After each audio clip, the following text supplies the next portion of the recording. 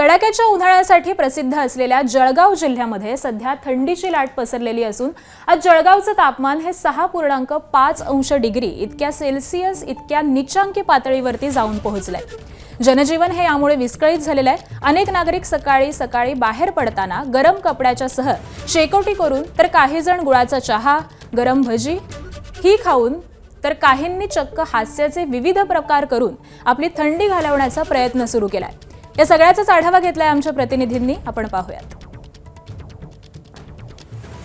तर उष्ण तापमानासाठी जळगाव जिल्हा ओळखला जातो। सध्या मात्र थंडीची लाट पसरलेली आहे। जवळजवळ 6.5 इतक्या नीचांकी पातळीवरती थंडी असल्याचं आपल्याला पाहायला मिळतं आणि खरं तर त्यामुळे जनजीवन विस्कळीत झालेलं आहे। अनेक जण घराच्या बाहेर पडताना गरम कपडे घालून बाहेर फिरत आहेत, तर काही जण गुळाचा चहा घेऊन तर काही जण गरम भजे खाऊन या थंडीपासून बचाव करण्याचा प्रयत्न करत आहेत। जळगाव शहरातल्या बहिणाबाई उद्यानात मात्र काहीसं वेगळं चित्र आहे। या ठिकाणी अनेक सदस्य हे आपल्याला हास्याच्या द्वारे आपल्या शरीरामध्ये ऊर्जा भरून या थंडीपासून बचाव करताना पाहायला मिळत आहे। अतिशय अनोखं दृश्य आपल्याला या ठिकाणी पाहायला मिळत आहे।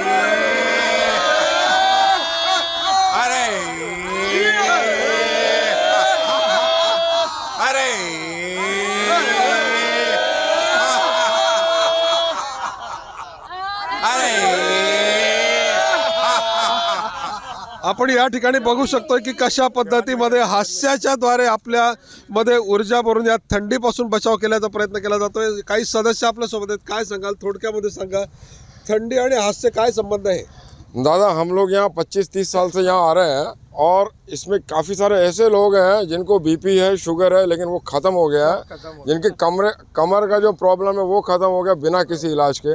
जहाँ तक ठंडी का प्रश्न है, यहाँ आते से ही हम लोग अपना एक्सरसाइज चालू करते हैं और इतना वार्म अप होता है कि ठंडी का कुछ नाम नहीं होता है। बाद में हमको ये जो कोट स्वेटर वगैरह सब निकाल के रखना पड़ता है और ऐसा लगता है कि बनियान भी निकाल के हा करो। लेकिन that is not possible at all, that is not possible at all.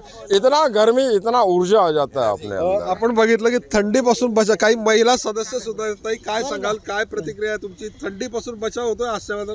थंडीपासून बचाव होतो नक्कीच, कारण आम्ही व्यायाम केल्याने, वॉर्मअप केल्याने ऊर्जा निर्माण होते, त्यामुळे आम्हाला खूप बरं वाटतं आणि सगळे आजार नाहीसे झाले। त्याच्यामुळे आम्ही रेग्युलर मेंबर आहे। आज 97 पासून आमचा क्लास चालू आहे। परत एक मला करून दाखवा सगळे हास्याचे प्रयत्न।